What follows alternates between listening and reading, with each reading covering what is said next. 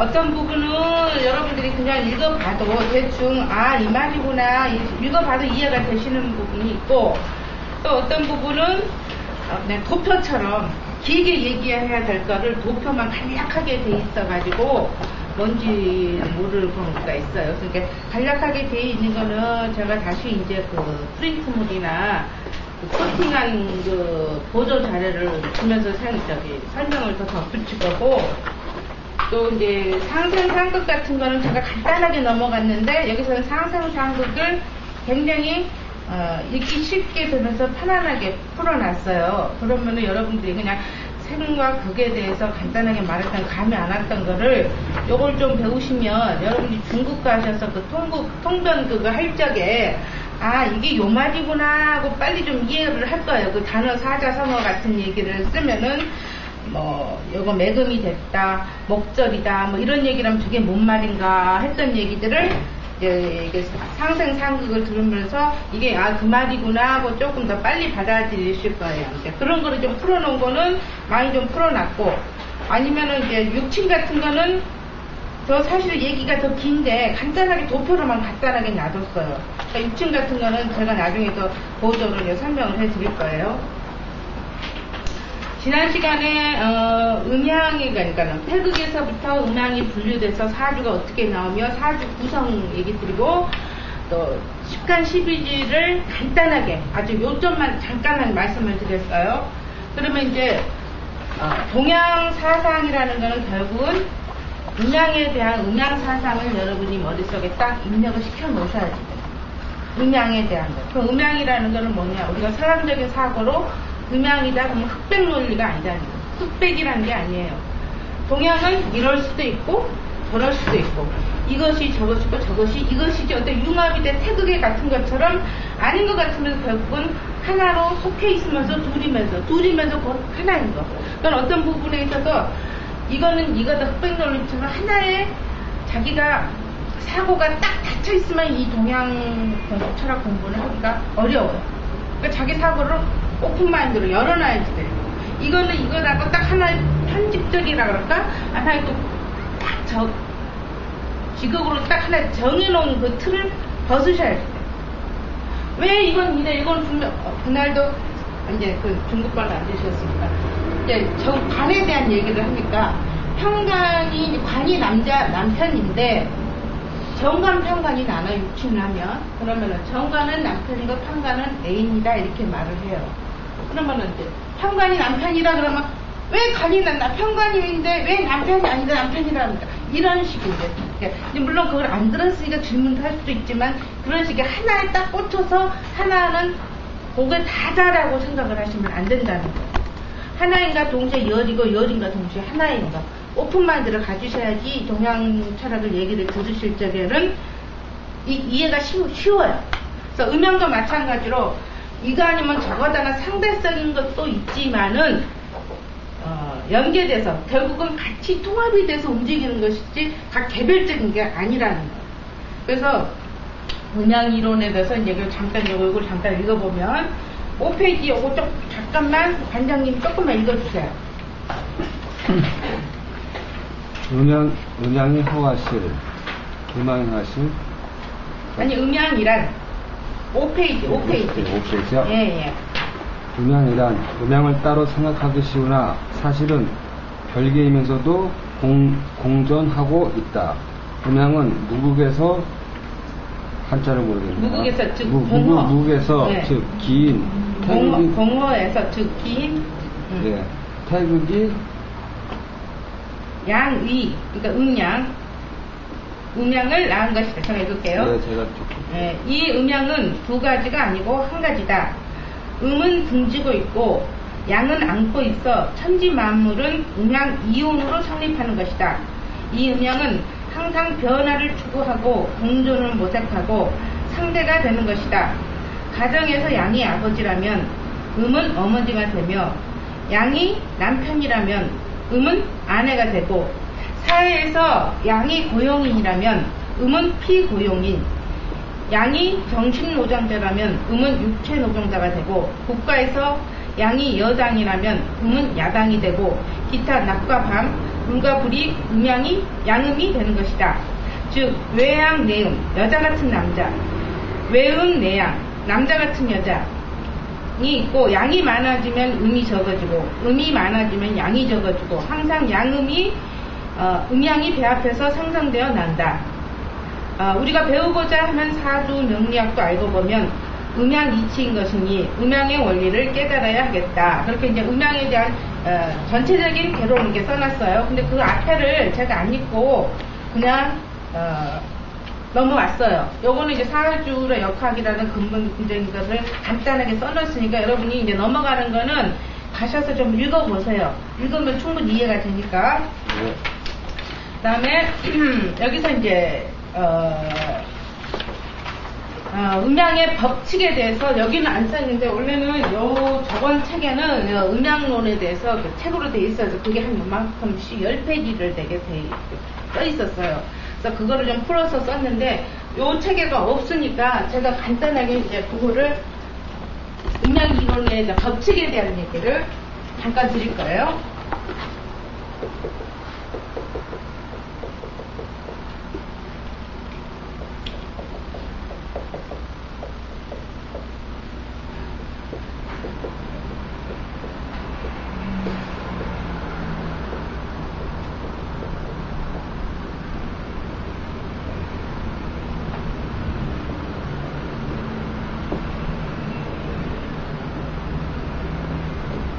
음중양, 양중음. 첫 번째는 이제 음 속에 양이 있고 양 속에 음이 있다요.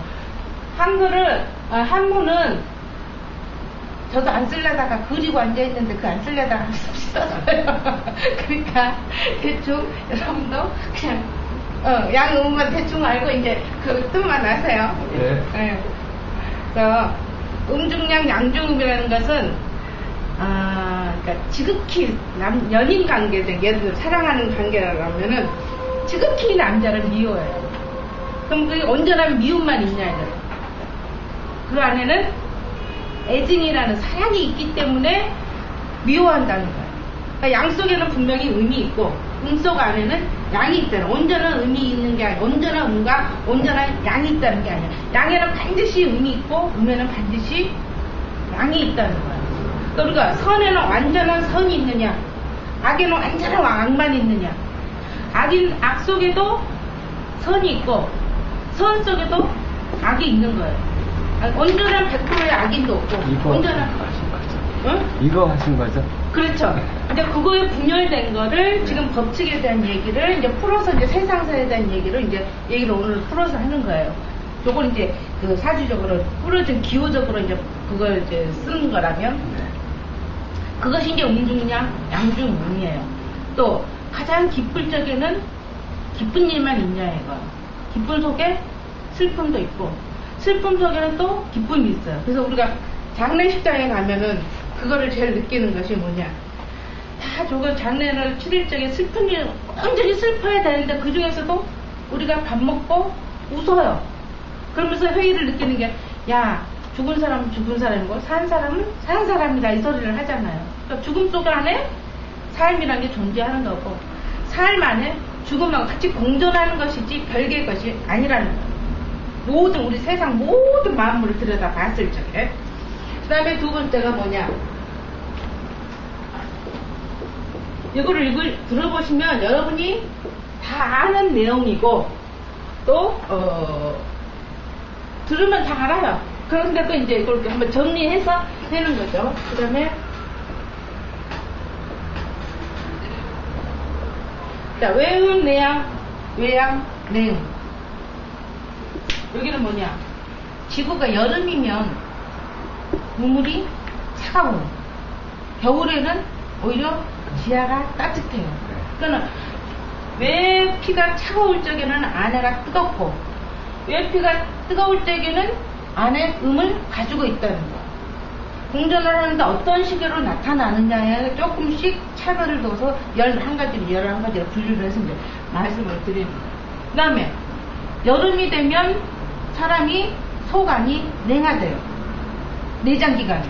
그래서 뭐를 먹느냐, 이 찬 거를 보호하기 위해서 삼계탕을 먹어요. 여름 삼복더위. 그리고 이북에 사람들이 겨울이면 뭘 먹냐면 냉면을 먹어요. 밖이 차기 때문에 아내가 더 뜨겁다는 거야. 그래서 그걸 더 식혀주기 위해서 순환을 시키기 위해서 오히려 냉면을 먹는다고. 그렇게 하는 것이 이제, 그리고 남자가 강한 것 같아도 사실은 속이 더 여리고, 여자가 여린 것 같으면서도 사실은 화를 풀면 온유원에 서리가 내릴 정도 여자가 더 강한 부분이 남자보다 더 강하고, 그래서 아버지보다는 오히려 엄마가 더 강하고, 혼자 사는 남자는 있을 수 없지만 혼자 사는 여자는 더 강하다는, 그 여자가 그만큼의 속의 내면으로 끈기나 어떤 그 힘이 지키고자 하는 힘이 더 강하다는 거. 그래서 밖으로 보이는 것과 외부로 보이는 것, 그것이 외유, 내강, 뭐 우리가 보통 말하는 사자성어로 외유, 내강, 외유, 이게 요거에 해당하는 거고. 3번은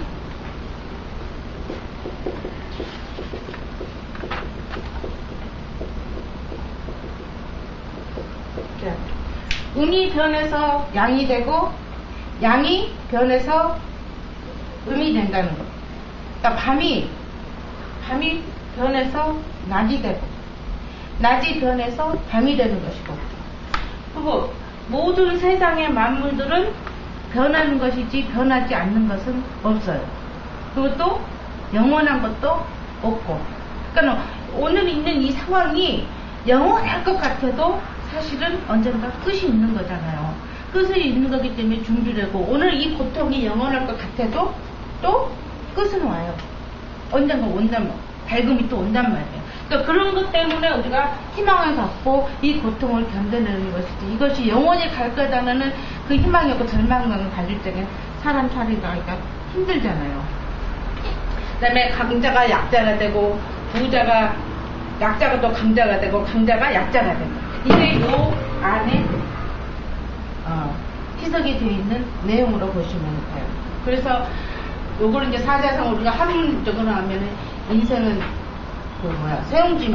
세웅지마라 그래서 이게 좋을 것 같은데 그 내용을 잊어먹었죠. 아들이 군대 갔는데 군대 가서 뭐 손주가 저기 그 군대 갔는데 네. 다리 다치고 아주 먼저 말이 나갔어요. 네. 나갔는데 오랑캐 넘어가는데 그 말이 암말을 데리고 왔고, 그리고 손자가 군대를 또 갔는데 다리를 절어서 들어와서 이거 왜 그런가 했더니 그 아들이 다음에 또 군대라는데 그 다리 때문에 군대를 안 가서 그러니까. 할아버지 손자고 살았다. 그러니까 이것이 가장 나쁠 것 같아서 이 순간에는 절망을 느끼지만 그 절망이 오히려 변화의 복이 되는 것 같지. 그래서 저도 이제 한 10년, 15년을 이걸 겪다 보니까, 인간과 따라서 살다 보니까 너무 힘든 걸 겪다 보니까 이제 약간의 반은 옆에서 이제 반도인이 어쨌든 맨날 둘이 싸울 때 그 소리를 했어요. 당신은 본인이 좋아서 택한 거지만, 내가 좋아서 택한 내 몫이지만, 따라가는 사람은 내가 취하지 않는데 할 수 없이 가니까 내가 어떤 부분에서 그 고통 내지는 그것이 더 큰 거다. 내가 원하지 않는 거, 따라가는 삶이니까. 그런 부분에서 그걸 누르고 참고 극복을 해서 내가 더 도인이다 웃으면서 이제 그런 소리를 했는데, 그런 과정을 겪다 보니까 뭐가 하나 얻어지냐면요, 뭐가 좋으면 그게 끝까지 좋은 게 없더라는 얘기예요. 또 뭐가 나쁘면 끝까지 나쁘지를 않아요. 그래서 좋을 적에 나쁜 것을 올 것을 경계하는 그 마음이 생기더라고요. 항상 행복하지 않다라는 것, 항상 나쁘지 않은 거, 나쁜 걸 겪어서 그런 것보다도, 그러니까 그때 제가 이제 그 상황을 잊어먹었는데, 어떤 것이 이제 둘이 사이가 막 좋아요. 뭔 일도 한참, 이런 게 행복한 건가 보다. 너무 그동안에 욱심한 걸 겪었기 때문에 둘이 마음만 좋아도 막 행복한 거예요. 그랬다가도 어느 순간 경계를 해요, 저한테. 이렇게 너무 좋을 적에는 또 언젠가 이 사람하고 한번 마음이 벌어지고 마음이 상할 때가 있으니까 내가 여기서 너무 거기에 취해서 저게 다행이냐 하지 말고 내 마음으로 준비를 하자. 그러면 하면은 그 상황이 꼭 와요. 결국 일단은 그 마음을 먹었기 때문에 그 상황이 대비를 했기 때문에 그 상황이 나한테 충격으로 안 오죠. 이거구나. 또 받아들이면서 아 또 오겠구나 하고 이렇게 마음을 갖다가 내 마음을 다스리는 그런 마음이 되더라고요. 그래서 항상 영원한 건 없다라는 거. 불교 진리에서도 그거거든요. 원이라든가 무심이라든가 그게 결국은 늘 같은 범이라도 작년 범 다르고 올해 범 다르고 10년 범 다르고 또 틀리거든요. 그러니까 항상 변한다는 거, 영원한 건 없다는 거, 그런 것을 그거를 하면은 거기에 희망일 수도 있는 것 같아요. 그 말 한마디에 영원하진 않다는 거에 대해서. 4번은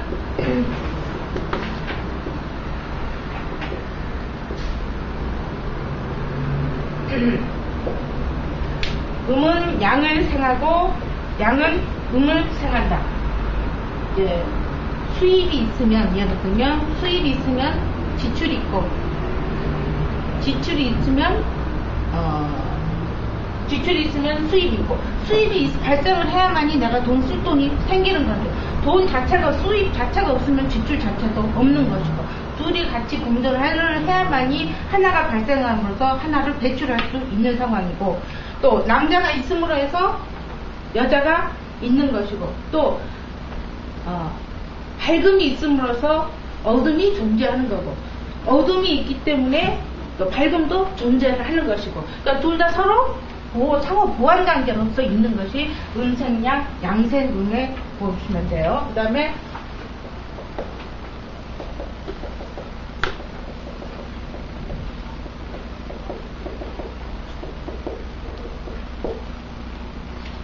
음은 음이 생하면 양이 죽고, 양이 생하면 음이 죽어요.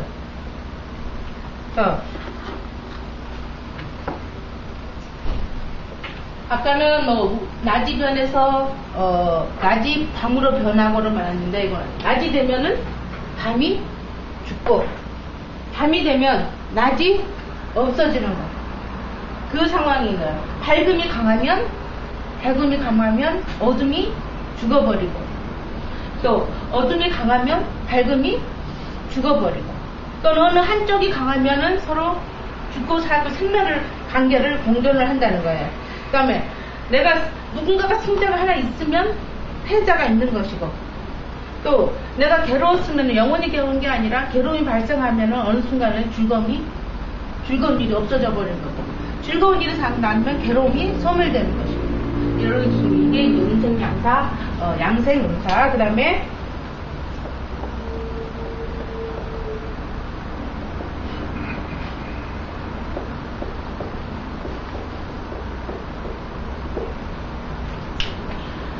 양을 음을 만나야만이,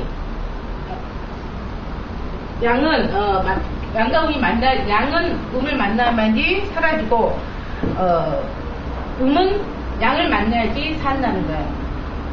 그러니까 남자 있으면은 여자가 있어야 되고, 여자가 있으면 남자가 있어야 되고, 또 나라가 있으면은, 국가가 있으면은 국민이 있어야지 되고, 내가 있음으로써 존재하는 거는 그런 상황인 거예요. 그 다음에 위에가 있으면, 상이 있으면 아래가 있고, 근데 이게 이제 깨지는 상황이 오잖아요. 요즘 깨지는 상황이 오잖아요. 남자와 여자가 있어야만 내가 사는데, 요즘은 남자와 남자, 여자와 여자, 이런 상황이 또 깨지는 이상한 또 상황이 되는 거예요. 그러니까 그게 뭐랄까, 규칙이랄까, 원칙이라 그럴까? 양만이 살 수 없고 음만이 살 수는 없는데, 변칙에 대한 또 세상이 또 오다 보니까 이 음양의 중화가 깨지는 거예요. 그래서 또 이제 그거는 좀 다른 얘기지만, 우리 때 이제 학교 때 선생님이 그 얘기를 했어요. 지금 후천세계 여자가 드세지고 뭐 어쩌고저쩌고 그런 얘기를 이제 들으면은, 우리 때는 이제 남자애들이 많고 여자애가 적다고 막 그랬잖아요. 그래서 교실에도 가보면 우리 때는 학년 반이 한 69명, 65번까지 있었는데, 지금은 애들이 한 반에 한 20 몇 명밖에 안 되죠. 30명도 채 안 되는데, 여자애들이 모자라고 남자애들이 남잖아요. 근데 그 점전은 좀 더 심했는데 요즘은 조금 덜 하는 것 같은데, 그래서 남자가 많고 여자가 적기 때문에 그런 부분에 있어서 여자를 갖다가 뭐 강제로 취한다든가 그런 부분이 일어날 것이다. 이제 그런 얘기다. 그러니까 세상이 또 그렇게도 돌아가는데 그렇게 해서 취하는 방법, 또 하는 방법이 그러니까 세상에 돌아가려고 뭐를 하느냐. 남자가 연상이면은 젊은 여자를 만나요. 요즘은.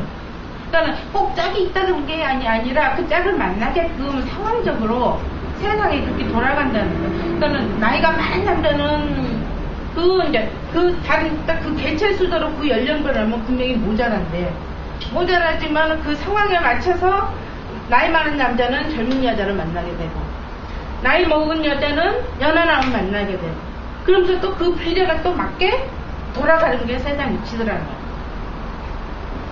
그 다음에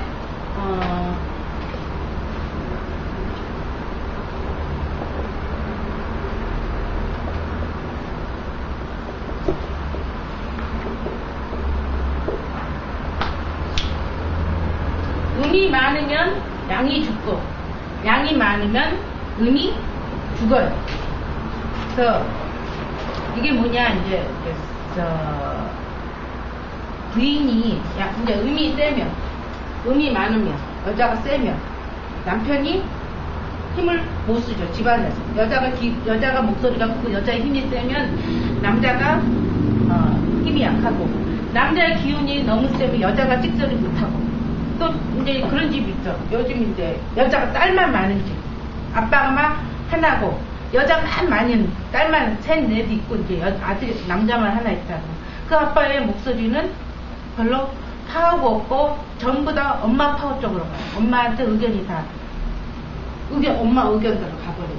그러니까 남자가 많은 집은 여자는 아들들이 어렸을 때는 엄마 편인데 크면은 아빠한테 굉장히 동조를 많이 하고 아빠한테 이해를 해주더라고. 아빠가 한편이래. 여자는 그래서 우리들이 말하는 저도 이제 아직 하나뿐인데 요즘은 다 여성이 더 상위 시대라 여자가 없으면은 우리끼리 농담하는 말로 아들 둘 가진 여자는 전생에 죄가 많고 죄인이래. 죄인이다 그러는데 그렇게 이제 음이 지금 음이 많으면 양이 죽고 이제 하나가 세면 하나가 죽는 그 상황, 그 법칙도 또 있다는 겁니다. 그리고 이제 뭐 있냐면은 또 이제 노인이 당연히 나이가 7, 80 되면은 검은 머리가 흰머리가 많아야 되는데 검은 머리가 나잖아요. 근데 이제 흰머리 속에서 검은 머리가 난다 그러면 이 음인 상황이 돼야 되는데 다시 또 양의 상황이 가잖아요. 그래서 노인이 기가 너무 세면 그 집안에 자손을 꺾는다고. 자손이. 그래서 이제 우리 언니 시어머니 같은 경우는 돌아가셨는데 그분이 거의 95까지 사셨어요. 그런데 정말로 머리가 흰머리 나다가 정말 나이가 넘어가니까 이게 검은 머리가 나시더라고요. 검은 머리가 나고 전화를 받으면 30대 젊은 아줌마 목소리가 나요. 얼마나 기운이 뻗치시는지. 그러니까 이제 우리가 걱정을 한 게 저렇게 노인네가 세면 자식 앞세우고 자식한테 그런다는데 이런 소리를 우리가 흥얼로 들었잖아. 그랬는데 정말로 큰아들이 먼저 가버리더라고. 너무 세니까 할머니가. 그러니까 음이 너무 세면은 양이 꺾어지는 것 같이 아까 양쪽으로도 그러지만 어느 한 기운이 세면은 양이고 노인네도 저희도 우리 아버지가 89이신데 기가 너무 세죠. 그러니까 큰아들이 안 돼. 그러니까 자식이 안 되는 거야. 노인은 노인답게 조금 뒷방 처지 좀 해주고 배려도 해주고 좀 수그려줘야 되는데 본인이 다 하셔야 돼. 아직도 본인 청춘인 줄 알죠. 그러니까 자식 목소리보다 노인 목소리가 더 그거 자기 기대라고 할 말 다 하시니까 자식이 힘을 못 써요. 그런 경우가 이제 이대로 보시면 돼요. 하일보는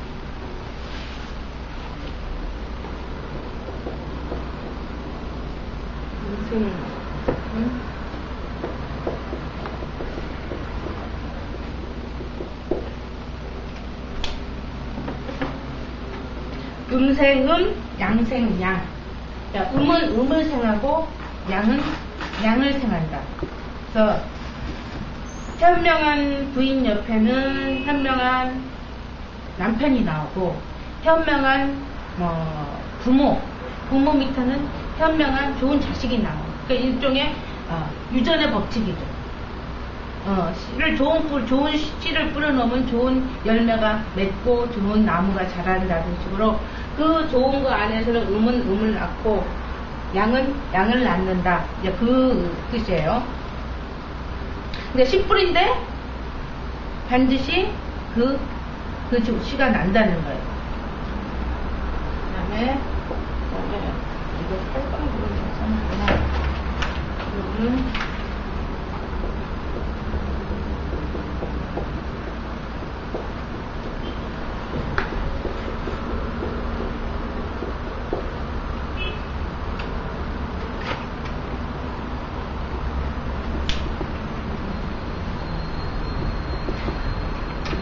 음이 끝나는 그 시점이 양이 시작이 되고, 양이 끝나는 그 시작점이 음이 시작된다는 거예요. 그러니까 태극에서 양이 꼬리를 물 적에 음이 시작이 되고, 음의 끝점이 양이 시작이 되는 거예요. 그러니까 밤이 끝나는 그 시점, 자정이 꼭 끝점이 다음날의 낮이 시작인 거예요. 가장 낮의 길이가 길다는 하지에 밤의 길이가 그 시점으로 해서 밤의 길이가 더 길어지는 것 같이 끝점인 것이 곧 양의 시작인 것이고, 양의 끝점이 음의 시작이라는 거예요. 그래서 우리가 흔히 하는 말이요, 골이 깊으면 산이 높다 그러죠. 그래서 내가 고통 속에서 가장 힘들고 괴로운 때가 왔고, 이 이상 어떻게 힘들까 할 적에 힘이 다 빠져서 그럴 적에 거기가 시작점이라고 희망을 가집니다. 그래서 우리가 붙들고, 내가 정말 힘들 적에 항상 그거를 붙들고 있어요. 야, 산이 깊으면 골이 깊고 골이 깊으면 산이 높단다. 그 소리를 맨날 모터로 삼고 둘이서 버텼는데, 한번 나쁠 적에는 그 모든 그러니까 음성이 음이라 나쁠 적에 모든 것이 같이 와버려요. 같이 임하는. 근데 요걸 하는 이제 음생음 양생으로 그런 상황에서 요거를 붙은 거예요. 음극증, 시약, 양극증, 시음.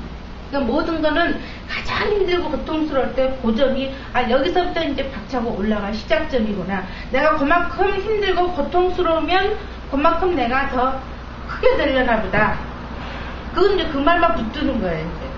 그래서 예수가 그 광야에 가서 헤맬 때라, 그렇게 큰 그릇을 쓰려면은 그만큼의 큰 경험이나 크게 두드려 맞고 그만큼의 큰 고통을 겪어야지 남의 고통, 남의 그 그림자 맞을 수 있는 이해와 폭이 넓어지지, 내가 겪지 않고서는 남의 거를 갖다가 10분 이해를 못 하잖아. 이런 공부를 할 적에는 분명히 뭔가 상담이 돼야 되는데, 그 얘기를 내가 겪어보지 않고서는 그 마음의 그 고통의 깊이를 헤아릴 수가 없으니까. 그래서 나한테 왔을 때 지금 정말 힘들다 할 적에는 요거를 붙들고 생각을 하세요. 네. 그 다음에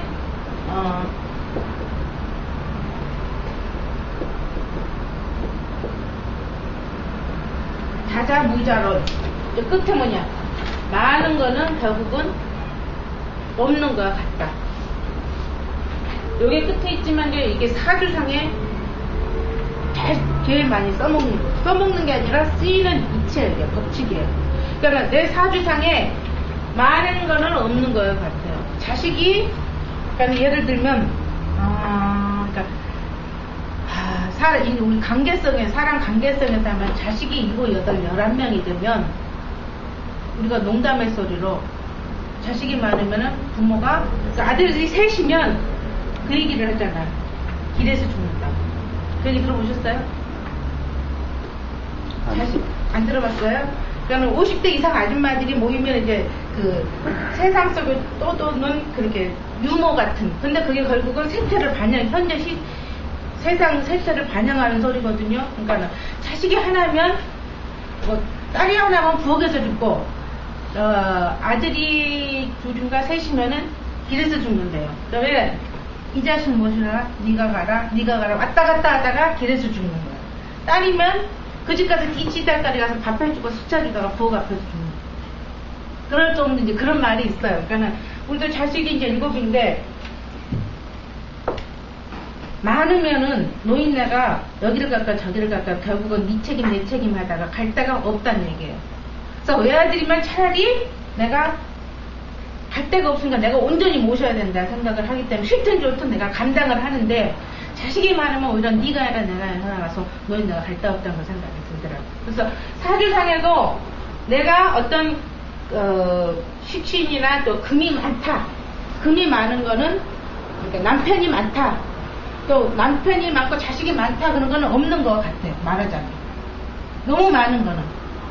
형제가 많다 그런 건 없는 것 같아요. 어떤 식이 없는 거냐.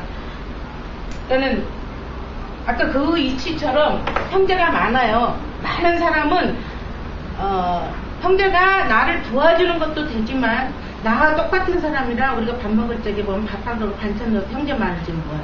반찬을 서로 먹으려고 싸우잖아요. 그럴 때는 형제는 나와 경쟁자가 될 수도 있어요. 그래서 많은 사람은 이 형제가 많으면은 오히려 없는 이만 못하다는 그런 소리도 하잖아요. 있는 이만 못하면 보탬이 안 되고 서로 뺏어가고 싸우고 그런 상황이 연출될 수도 있단 말이에요. 그래서 사주상에 남편이 많은 남편이라는 건 결국 뭐예요? 이 남자 저 남자가 다 내 남자이기 때문에 온전한 내 남자 하나가 없다는 얘기가 나와요. 여자가 많다. 사주상에 여자가 많다. 그럼 이 여자 저 여자 다 내 여자니까 결국은 온전한 내 여자가 없다는 얘기예요. 역으로 사주상에 없다. 없는 거는 또 반대로 있는 것 같아요. 그 사주상에 없다는 거는 내 여자 그냥 그러니까 어떤 식으로 해석이 되냐면은 마누라가 있어도 크게 보탬도 안 되고 근다고 나한테 해도 안 되고 그냥 있기는 있어. 형체적으로는 있어. 근데 내가 사주상에 뚜렷하게 나타나면 관계로 이렇게 조화를 보면은 이 부인이 나한테 보탬이 되느냐 해가 되느냐 어떤 그림이 그려지는데 그게 없이 그냥 무형으로서 사주상으로 무형으로서 나타나지 않았기 때문에 실체적으로는 있는데 나한테 어떤 관계성에 있어서 큰 보탬이나 해도 안 되고 실체는 있다는 얘기예요. 사주로서는. 그렇게 이제 다자무자로로 이렇게 해서 음양에 대한 얘기를 들어보면 다 그 얘기가 그 얘기고 그 얘기가 그 얘기가 다 비슷해. 음양의 이치에 대한 얘기를 이렇게 입력을 하시고 요거를 그 이치를 가지고 계시면서 사주를 풀 적에 이제 이거를 기본으로 가지고 계셔야지 요거를 이치를 이제 풀어내갈 수가 있으니까 요거를 이제 기억을 해 놓으시고 그 다음에 이제 동양 사상에서 중요한 거는 중화, 중용은 조금 다른 얘기고 중화. 항상 어쩐 때 이쪽도 치우치지 말아야 되고 이쪽도 치우치지 말고 조화를 이렇게 가운데 오게끔. 그래서 오행을 두루 갖추고 편안하게 순환이 잘 되는 것을 좋은 사주라고 해요. 근데 어떤 부분에 사주가 하나로 오행 중에 하나로 목으로 뭉쳐있든가 금으로 뭉쳐있든가 수가 많다든가 어느 하나로 뭉쳐진 거는 별로 좋지가 않아요. 그래서 사주적으로는 운행이 다르고 순행이 다르고 순환이 다르고 서로 상호 보완이 다르면 조화를 이루는 것이 가장 좋아요. 그래서 동양 사상에는 항상 중화를 이루라. 중화. 그리고 다자미하고 중화론만 동양 사상, 동양 철학 공부할 때 그것만 머리에 이제 입력을 해 놓으세요.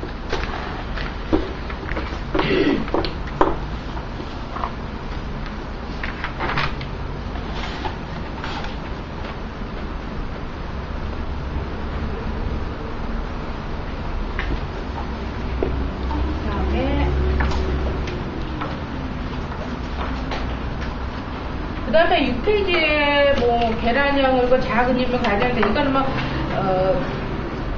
하나의 예시지 딱 이렇다는 건 아니에요. 아까 처음에 서두에 말씀드린 것은 뭐 이렇다가 반드시 옳다라는 것만 틀을 벗으라고 이럴 수도 있겠구나라고 그런 개념으로 이걸 읽어보시면 되고요. 그 다음에 7페이지 보세요.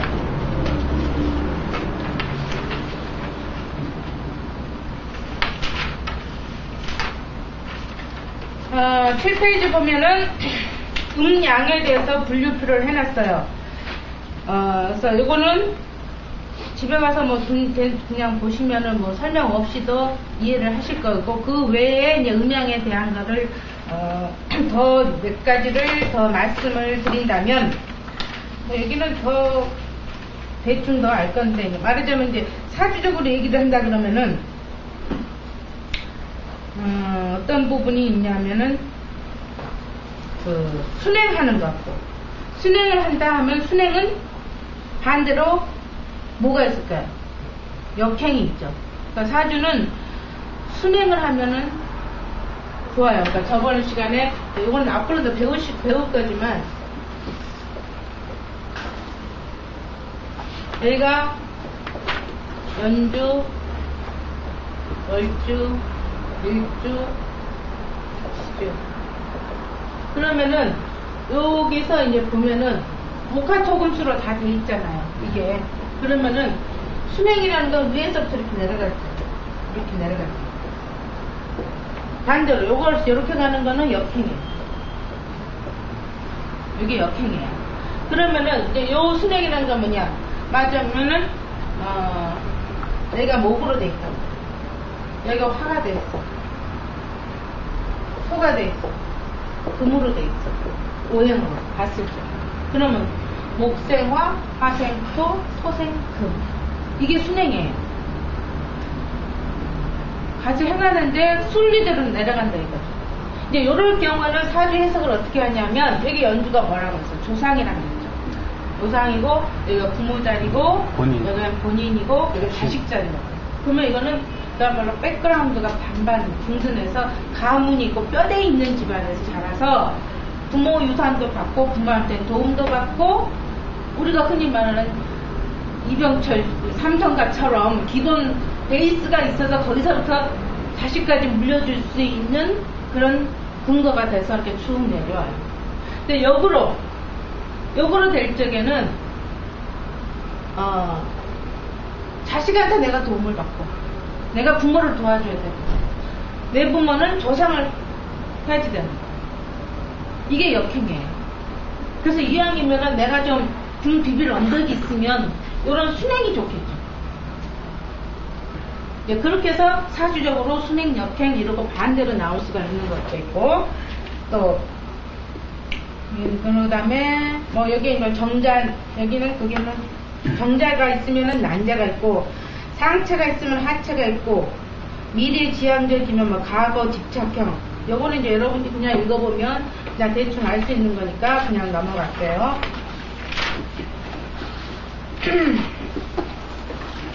그 다음에 오행, 음양 오행의 변화도 그것이 저번 보여준 도표 있었잖아요. 네. 그거에서 약간 그거를 보시면은 요거랑 그 도표랑 거의 비슷할 거예요. 그래서 여기서 보시면 우리 도표하고 조금 반대로 그려져 있죠. 방향이. 보시면 내가 끝에다 우리 도표는 태양이 제일 끝에 가 있는데 이쪽으로 반대가 조금 좌우가 좀 바뀌어서 조금 뒤섞여져 있을 거예요. 그래서 태양은 여기서 태양부터 일단 볼게요. 태극. 예? 예. 아니, 그러니까 태극에서 내려와서 음양으로 나눠주고 중이 있으면 거기서 이제 양 중의 양을 순양이라 그러고 그거를 태양이라 그래요. 그래서 화로 속하고 이거는 여름에 뜨겁고 여름에 속하고, 그럼 성질은 어때? 뜨겁고 낮이고, 성격은 이렇게 인간적으로 보면 이런 거는 남자 중에 남자. 다음에 소음을 보면 양 중에 음이 들어있죠. 그래서 양중지음, 양 중에 음이 들어가 있어서 이거는 바깥은 양인데 속은 음이에요. 그래서 외양 내음으로 되고, 오행 중에는 목으로 통하고, 또 봄이고 계절적으로 기운으로 봐서는 이거는 온난하고, 또 시간적으로 보면 아침. 또 외형은 남자인데 아내가 음으로 되어 있기 때문에 인간적으로 보면은 여자 같은 남자로 보시면 돼요. 그 다음에 소양은 속에 작은 양이죠. 그러니까 음중지양이에요. 그래서 겉은 양이고 겉은 음이고 안은 양이에요. 그래서 금에 속하고 가을이고 기온적으로는 서늘하고 또 시간적으로는 석양에 속하고 또 남자 같은 밖은 책이 어떻게 여자지만 남자 같다. 예. 남자 같은 여자로 보시면 돼요. 아까 내가 책을 어떻게 거기 책을 그거 하나 빼시면 돼요.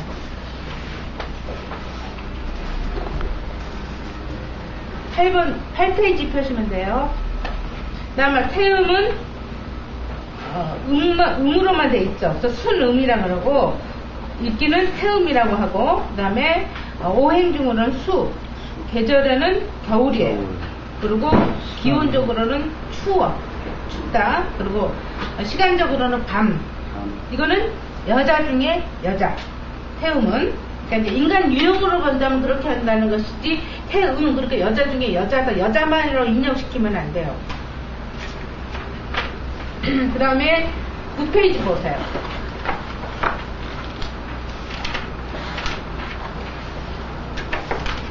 이거 이제 오행에 저번 시간에 오행으로 해서 천간지주로 나눠주고 분류를 했지만 과연 오행은 어떤 뜻을 가지고 있는가 목화토금수에 대한 그 분류표를 그려놓은 거예요. 요거는 외워야 돼요. 여러분들이 요거는 외워야 돼요. 요게 이제 나중에 사주를 풀어볼 적에 요거를 대비해서 다 풀어야 되는 거고 상황을 이해를 해야지 되는 거니까 자 목은 나무고 화는 불이고 토는 흙이고 금은 금서 또는 암서 저희 가서 이걸 또 분류를 해서 이제 또 얘기를 드릴 건데 수는 물이에요.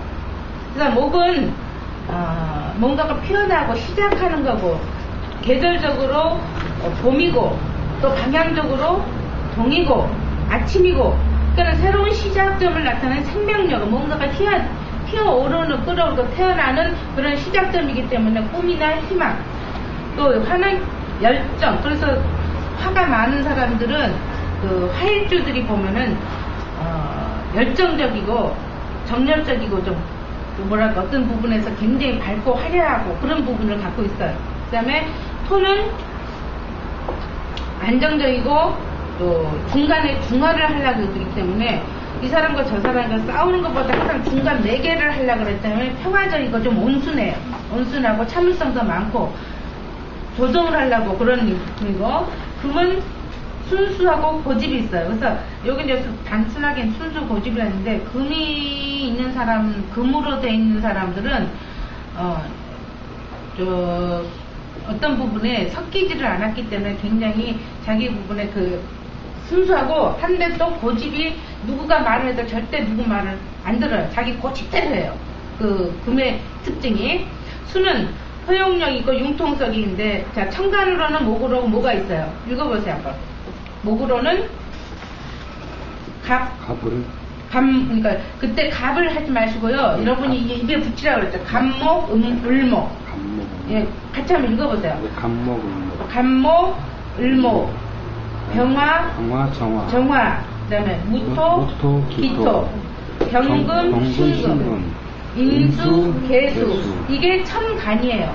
이 천간은 여기 이제 사주 네 글자 중에 여기가 천간이라고 그랬죠. 네. 여기가 12. 지지.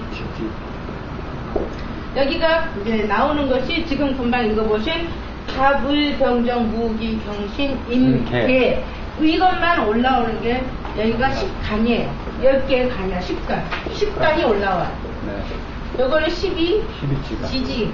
여기 밑으로 나와요. 지지란 뭐느냐 우리가 흔히 말하는 무슨 띠 말하는 게 12 지지예요. 그래서 갑목, 을목, 병화, 정화, 무토, 기토, 경금, 신금, 인수, 개수 이게 천간이고 지지는 인묘 이는 호랑이, 묘는 토끼, 사오, 뱀띠, 말띠, 그 다음에 진술충리. 진술충리는 토에 해당이 돼요. 그래서 가운데로 다 들어가 있어요. 그래서 진술충리는 여기서 이제 지는 뭐라 그랬어? 봄의 토라 그랬죠. 봄의 토고, 술토는 여름토, 축토는 아니야. 술토는 가을토, 축토는 겨울토, 미토는 여름토, 그 다음에 신유, 이건 원숭이, 닭띠, 그 다음에 해자도 해수, 자수 이렇게 이제 숫자를 붙여서 읽어주는 거를 하시고, 하루로 보면 아침, 나, 그 다음에 석양 저녁 때, 그 다음에 수능 밤중, 그 다음에 봄, 그 다음에 목은 봄, 화는 여름, 뜨거운 것, 정열의 것, 그 다음에 그게 전부 다 연관성이 있으니까 그렇게 외우면서 연결해서 이해를 하시라고 말씀드렸죠, 지난 시간에. 그 다음에 금은 가을, 그 다음에 수는 겨울, 동쪽, 여기 이게 나온 게 지금 여기 중에 표시를 드릴 거는, 여기 중요한 표시는 청간 12지지, 청간하고 지지 있죠. 네. 그거 동그라미 표시를 해 놓으시고, 그 다음에 계절, 그 다음에 방향, 그 다음에 여기 밑에 보면 인이예지신 있죠. 네, 그거 표시해 놓으세요. 그 다음에 얼굴, 색깔, 그 다음에 수, 요거는 저번에 잠깐 그 특강을 했을 적에 요거를 숫자랑 뭐랑 색깔이랑 전부 제가 분류를 해서 하나 도표를 만들어서 해드렸죠. 요 도표를 이렇게 잡으면은 이게 안 외워져요, 이제. 내가 안 써봤기 때문에. 그러니까 요거를 목에 해당하는 거, 지난 시간에 잠깐 해주고 말았는데, 본인이 도표를 하나 외우기 쉽게 메모지에다가 메모를 해서 갖고 다니세요. 그럼 목은 을이죠. 그리고 여기다가 간목, 을목. 자, 이렇게 하면서 목에 해당하는 거. 계절적으로 뭐라 그랬어요? 봄. 또 시간적으로는 아침이. 방향적으로 동쪽. 숫자적으로 38. 네. 또 이제 여기 거기는 색깔은 청색이라고 하는데, 보통 이제 여기 사주 이제 중국 보면은 푸른색인데 보통 이렇게 녹색으로 표시를 많이 해요. 그러니까는 새싹이 나무기 때문에 녹색의 의미로 보시면 돼요. 청색 그러면은 푸른 물색이 아니에요. 푸른 물색이 아니고 녹색의 의미. 그래서 내가 만약에 음양 오행 중에서 목이 필요하다 그러면 녹색 계통, 연두색 계통이 뭐지? 청색으로 알아서 청색 입으시면 안 돼요. 이거 청색은 물에 해당하는 거예요. 그러니까 풀을 청자 그 의미지 파란색의 그 청의 의미가 아니란 얘기예요. 그래서 38, 27, 50토, 49금, 16수 이렇게 입에 붙여놓고 외우세요.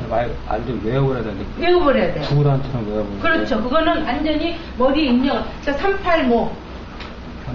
이렇게 빡 나와버려야 돼. 그러니까 27화, 49금, 16수, 50토 이게 나와야지 돼. 이게 붙어있어야지 돼. 그래서 내가 지금 목에 해당하는 거에 간단한 메모를 했으면, 그 다음에 여기다가 밑에 지지를 읽는, 그 다음에 묘, 그 다음에 여기다가 뭐냐, 양, 표시를 해주세요. 인의 양이고 묘목은 음이에요. 이렇게 해서 이제 본인들이 목화토금수로 이 도표를 하나 쫙 만들어. 이렇게 해놓고 나중에 이제 지지까지, 청간 지지 보면 여기에 이제 절기까지 나와요. 절기하고 시간까지, 인에 해당하는 시간까지 밑에 쫙, 인시, 묘시, 이게 안 이어지니까 이걸 써놔요. 절기까지. 다 써놓으세요. 그렇게 도표를 하나 만들어서 스텝을 하나 딱 띄워놓고 다니다가 여기다가 안 나오면 다시 보고, 또 이제 사주풀이를 하다가 요걸 이제 안 외워지니까 한번 들여다보고 그렇게 하시라는 얘기예요. 화는 목은 중요한 것만 할게요. 여기서 목은 인정이에요. 그래서 목이 튼튼하고 목에 뿌리가 내리고 목이 강건하면 인정이 많아요. 그러니까 목의 특징이 큰 나무가 우거지면 그 밑에 그늘이 만들어져요. 큰 그늘을.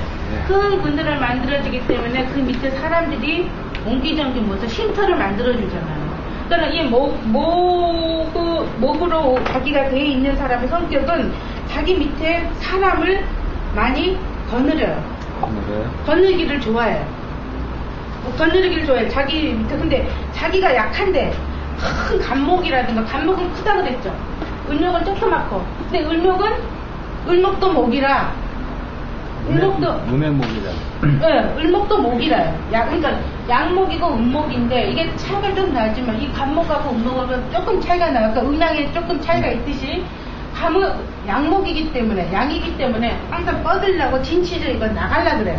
뭔가를 해보려고 그러고 적극적이고 직설적이고 이제 이런 양의 의미를 가지고 있으란 말이에요. 음인데 그래도 목은 목이라. 목은 위로 어찌됐든 자랄라는 성장의 기운을 갖고 있어요. 그래서 이 사람들은 뒤로 후퇴가 없어요. 목 기운. 을목이든 양목이든. 그래서 이 을목도 목이라 어디 가면은 꼭 리더를 하려고 해요. 앞으로 뻗치는 기운이 있기 때문에 어디를 가든 자기 밑에 사람을 수화를 어디가 대장 노릇을 해요. 이 목의 기운을 가진 사람의 특징. 어디를 가도 대장 노릇하려고 밑에 사람을 많이 거느리고 또 밑에 사람이 많이 거느리다 뭐를 해야 돼? 내 것을 나눠주잖아요. 그러다 보니까 인정이 많은 거야. 남을 많이 거느리려면 남한테 많이 베푸니까 인정이 많아야지 사람이 딸려오지. 내가 베풀지 않고 사람이 따르는 사람이 있어요? 일단 목은 인정으로 보시는 거고, 네, 화는 예의로 봐요. 그래서 화가 이제 목생화 시켜가지고 나무가 있어가지고 이 화를 잘 탄다. 그러면 이 사람은 인정도 있으면서 예의도 있는 상황, 그러니까 예의에 대해서 경우져요. 아까 남이 예의 못 지키는 거에서도 그거를 또 못 봐. 아까 그거를 말로 풀어야 돼요. 그러니까 여기 보면 혀라고 써있죠. 밑에 혀 있죠. 자, 목은 눈이고 예의는 혀예요. 그래서 이게 그러니까 입과 혀는 좀 틀리죠. 토는 입이에요. 토는 입이고 화는 혀인데, 그래서 혀를 놀린다는 건 모두 말을 한다는 거잖아요. 그래서 이 직설적으로 말도 팍팍하게 숨기는 말이 없어요. 그러니까 솔직해요. 화의 그 성질이.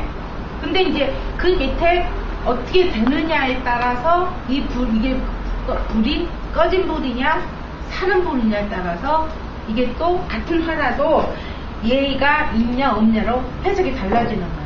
그러니까 우리 아들 흉을 봐야 돼요. 우리 아들이 병화예요. 네. 병화인데 자예요. 네. 밑에가 자가 앉아있어. 그러다 보니까 어떻게 해요? 불이 음이는 꺼져 있네요. 꺼져 있죠? 네. 사지로 보니까 우리 아들이 말을 안 들어요. 엄마한테 싸가지 없게 달라고. 그래서 이래서 이렇구나. 만약에 신이 와도 마찬가지예요. 신도 음이 그거는 신은 예. 화극금을 시키잖아요. 화극금을 하다 보니까 이 화의 기운을 빼요. 그러니까 꼭 요거 하나만 보면 안 되지만, 네. 예를 들어서 요 주변도 봐야 돼. 요 주변에 다행히 여기가 인이 있다. 네. 그러면은 이 목생활 시키니까 병이 와도 무섭지가 않은데, 네. 여기가 또 문이 있다. 네. 만약에 진토다. 네. 그럼 자진 수국할 때 이게 물밭에 앉아서 불이 단이 꺼진다. 이는 이런 식으로 된다는 거예요. 근데 이제 이런 식으로 입의 그 발음 구조상 병자, 그러면 이 불이 꺼진 병자는 불이 꺼져 있기 때문에 얘는 좀 어떤 그 예의 부분에 있어서 조금 예를 안 차린다든가 불이 꺼져 있기 때문에 이렇게 이제 해석을 한다는 거예요. 그 다음에 토는 신용, 예의 진짜 신용이에요. 그래서 항상 묵직하고 남을 포용을 하고 고지식해요. 고지식한 사람의 특징은 크게 마음에 요동을 안 치고 변덕을 안 부리죠. 그러니까 한번 마음 먹은 거는 그걸 꼭 지키고 책임감이 강하기 때문에 책임감이 강하고 고지식한 사람이 결국은 신용을 잘 지킨다는 얘기죠. 그다음에 금은 의리예요. 그러니까 순수하니까 의리를 지키는 거예요. 의리에 죽고 의리에 사는 거예요. 그러니까 경금 일주들이 군이나 여기 이제 직업에 나왔는데 보면 군인, 검찰, 경찰 여기에 이제 형살까지 같이 가지고 앉았으면 형권을 가지고 있어서 잘 돼서 잘 되면 판검사, 이제 못되면 이제 교도소 가서 하고 또 더 못되면 결국은 뭐라죠? 조폭 생긴 거나 형사나 거의 비슷하죠. 이렇게 손 딱 안팎 뒤집은 거 같죠. 그러니까 내가 떼가지고 하면 범인을 잡는 사람이고 내가 약하면 범인이 되고 그래요. 그래서 박정희 대통령도 이 경금일주예요. 경금일주예요. 그리고 누구지? 조두순이니 이번에 그 연쇄살인범들 보면은 이 경금일주들이 많아요. 그러니까 일주가 본인을 말하는 거죠. 그렇죠. 네.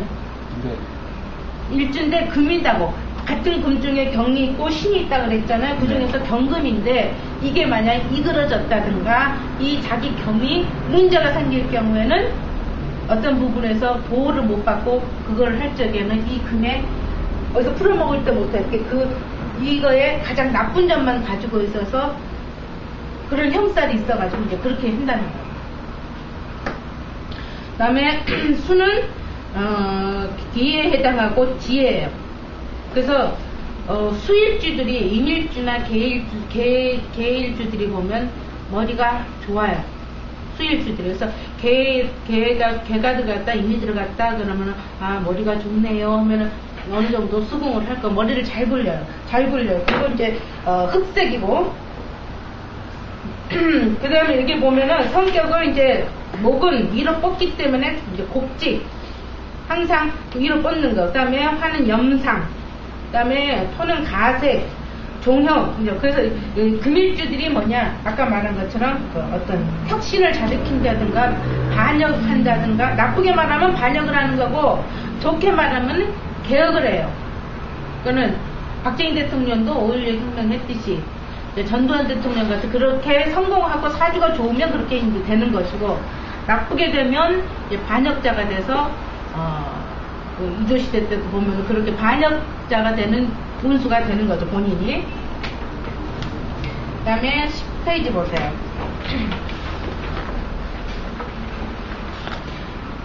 요것도 다 외울 수는 없는데 연결해서 이해를 하세요. 그리고서 중요한 거는 여기다가 이제 여기서 이제 요거를 읽고 나서 하려고 내가 안 써드렸는데, 인체의 오행 중에 인체에 해당하는 거, 그 다음에 직업 분류. 요거를 아시면 이제 또 요것도 해석이 되겠죠. 이제 목이 요거에 해당하는 거니까 요런 것이 이제 요게 이제 뭐냐면은 이제 한유연에서 상생 상극을 보면서 오행까지 보면서 어디가 안 좋다 좋다를 해석할 수 있는 것이 이제 이 신체적인 걸로 보는 것이고, 이제 상담을 할 적에 또 요런 걸 목이 필요하니까 요런 걸 시켜주면 되겠네요. 또 목이 많으니까 요런 것이 본인 적성에 맞겠네요 라고 이제 해석을 하는 거예요. 잠깐 5분만 쉬었다 할게요. 네.